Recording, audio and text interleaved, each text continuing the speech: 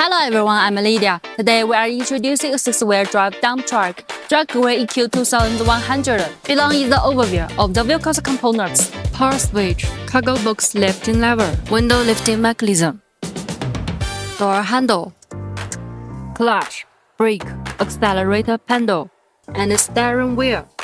The 3 instrument panels display vehicle speed, air pressure, engage RPM, transmission lever, and air conditioning, on or off, and air follow lever, front axle engagement.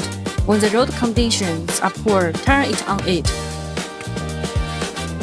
At the same time, turn it on in a low gears.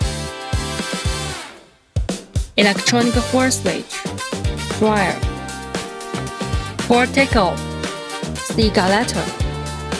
If you still have any questions, you can leave a message in the comment section.